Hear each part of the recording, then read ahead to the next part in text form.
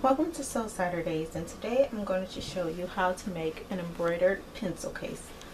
This is another one of my back to school tutorials that I want to show you. So what I have here is two pieces of blue jean fabric. I'm actually using a fat quarter is where I got this blue jean fabric from, and I cut it 4.5 inches long by 9 inches wide. Or you could say that the other way around, but it's 9 inches, it's 9 inches wide by 4.5 inches long. I have a zipper here. It is actually longer than what I need, but I'm going to show you how to cut that off and then secure the zipper. I also have another piece of just a little something extra to add here. Piece of blue jean. I'm going to actually sew. What you're going to do is sew this closed, and I also have extra thread. What I have right here is red embroidered thread. This is what you want to use when you're embroidering on anything. You don't want to use just regular thread. You want to use your embroidered thread. So I have this thread, and then I have the thread here. It's an all-purpose thread that I'll be using to sew this together. So we're going to start by I'm going to use this just to write the name out. So I'm using my chalk here, and I'm going to start writing the name that I want to embroider across here with my chalk. So I have the name written across here, and you can do yours however you want. You can just write the initial or whatever you want to do with yours. And then I'm going to go ahead and show you how to embroider without actually having an embroider machine. So what I want to show you is basically this. And just a little tip, if you have the feed dogs on your sewing machine, you want to lower your feed dogs. This is easier for those of you who have not done this before. For me, I do not lower my feed dogs. It just makes it easier for me to do it that way. But what I want to do is I'm going to go with a zigzag stitch. So now I have the zigzag stitch, if you can see it here. So for me to embroider her name on here, I'm going to go with how long and how wide I want the stitch to be, and I want it really low so that I can get that embroidered look. So what I'm going to do here is lower this down to 1, and that is the length of our stitch, and I only want mine at 1. And then I'm going to go with the width of the zigzag, and I definitely want it lower than 3. So for this particular thing that I'm doing, I'm going to lower it to 2. So we have a 2-inch width, and it's 2 for the width and it's 1 for the length, and this will give us that embroidered look that we're going for. So then I'm just going to put my fabric in the sewing machine. And this is something that you're going to have to pay close attention to. You're going to have your eyeballs right down here at your needle, paying attention to what the stitch is doing, because if you don't, if you're sewing just normally, you're going to make mistakes. You're going to mess up. So I'm going to go ahead right now and lower, and as you do this, you can see a little bit better as to where to position your fabric along with your needle. So I see mine is off a little bit, so I'm just going to move it over, and then I'm going to go ahead and pull this string just a little bit back, and I'm going to start with my stitch very slowly. So I'm going to go ahead and finish the A, and then I'm going to show you what it looks like, and we'll talk about that when I'm done. Okay, so let's talk about this. Right, we see the A there. And I'm pretty sure if you're staring at it, you can see where I made the mistake. I'm going to show you my mistake. It's up here as I was going over. It's a little crooked over there, but I was able to shift over and correct it, and so there's my A. And that's what it looks like when you use your own sewing machine to do embroidery.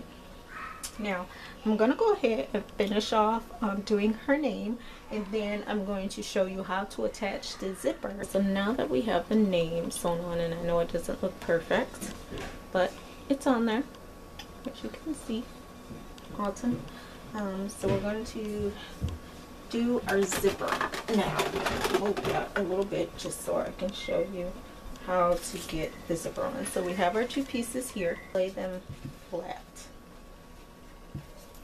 And take our zipper. What I like to do with the zipper is the extra that's up here at the top. I like to cut a little bit of that off.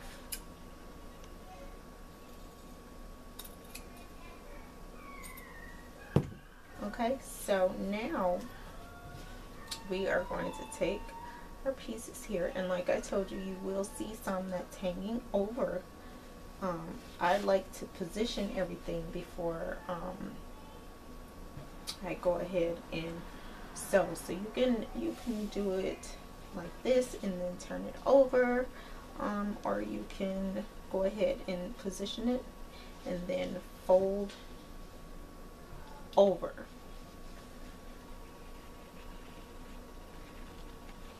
And iron it so it lays flat, and that way when you sew it, it'll kind of give you just a more cleaner line, a better look.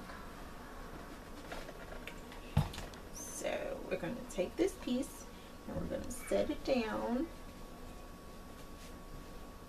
here. Now what you're going to do, you're going to open this when you get ready to sew it, but for pinning purposes I'm just going to go ahead and leave it closed.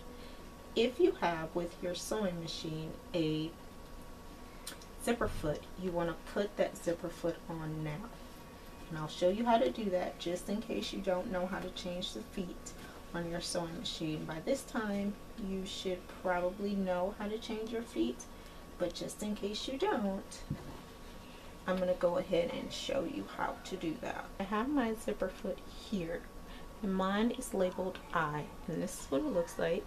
So I'm going to go ahead and remove this foot. I just press the back lever here on my sewing machine and I release that. So now I'm going to put this foot on. So I'm going to go and just set it up under here, and I'm going to go ahead and lower my presser, and it just attaches. So now it's on there. So what we're going to do, I'm going to lift that up, and I'm just going to take the thread and put it back here. So now that I'm ready to stitch, I'm going to open up my zipper. Oh, one little step. Because I cut this off, and this doesn't really matter because it's going to be sewn together anyway. I cut this off, so no longer do I have that little metal piece that holds the zipper together. So I'm going to take my thread and needle, and I'm going to close that off with the thread and needle. And I'm just going to take it from one side to the other side.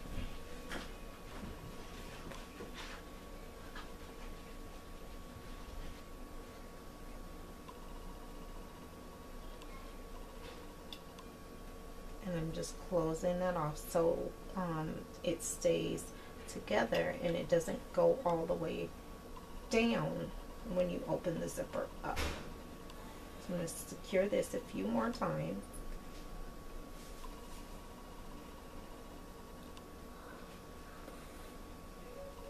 Just so I have a lot more security. And then we're going to go ahead and take the thread off.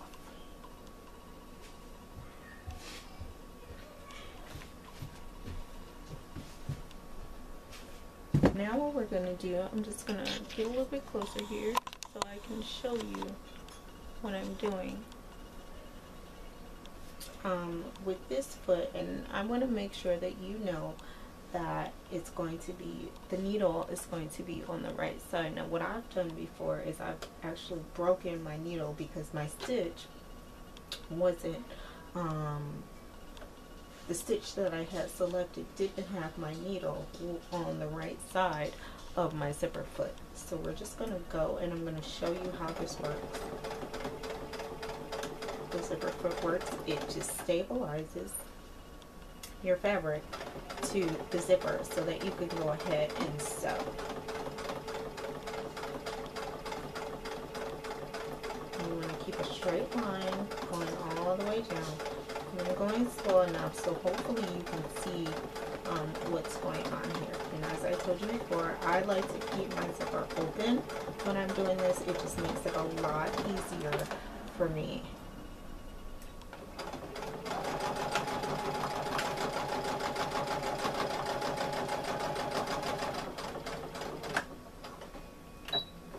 And then of course secure your stitch by back stitching.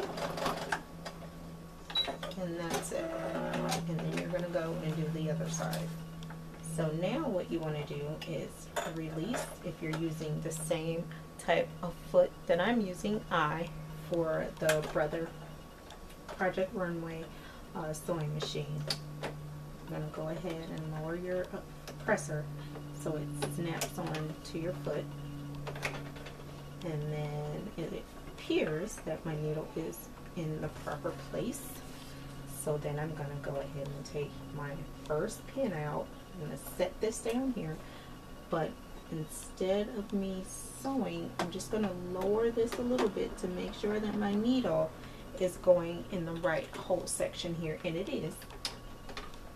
So I'm going to go ahead and stitch a little and then back stitch. No matter what you're doing, what kind of project you're working on, you always want to secure your first and last stitch.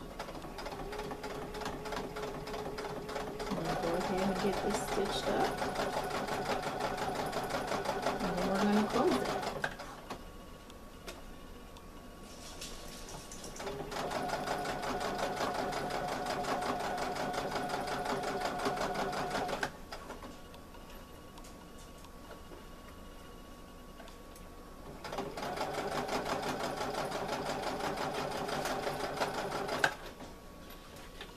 If you're new to this, this may take a little bit of maneuvering, but that's okay. You know, you learn your way, you learn your comfortability, and you will get this. And you'll be sewing like a pro. Okay, so back stitch.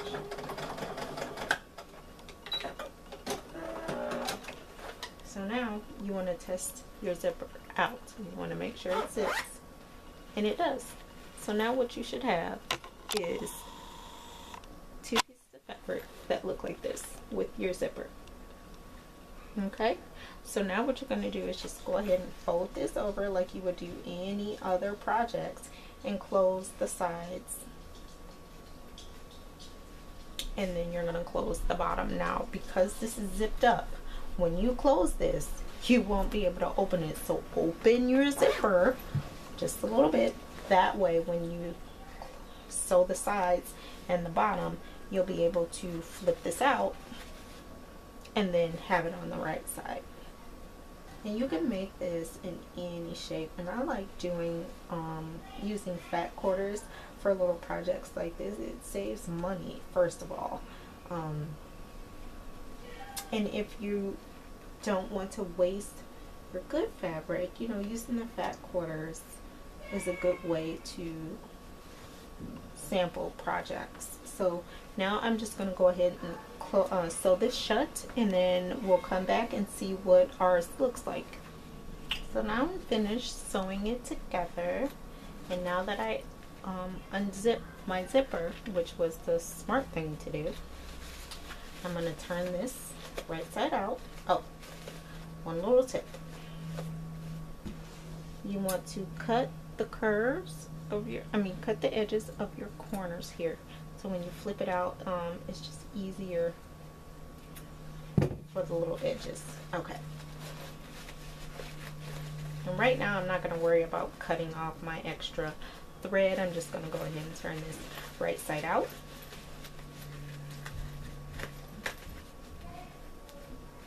And kind of looking it over to make sure everything is right. And it is, as always. So I'm going to open this up a little bit more so I can fix the edge of this one. And there you have it. Perfect little pencil case. And you made it yourself. See? It's embroidered. It's cute. It's functional. I used the blue jean fabric because I felt it was a little thicker. Now, if you use chalk along with me and you can still see some of your chalk line, just take a damp cloth and just go over it, or you can pop this in a laundry bag, cycle, and lightly dry it or let it air dry, so that you can get your chalk line off. But it's really no big deal because, you know, if you're a parent and you have kids like I do, they trash things around anyway. So that's really cute, and I'll probably go ahead and make some more of these for the girls in my family and my goddaughters. I think this will be really nice for them to have. Save mom a little bit of money on a pencil case. And that's it for this So Saturday. See you next Saturday.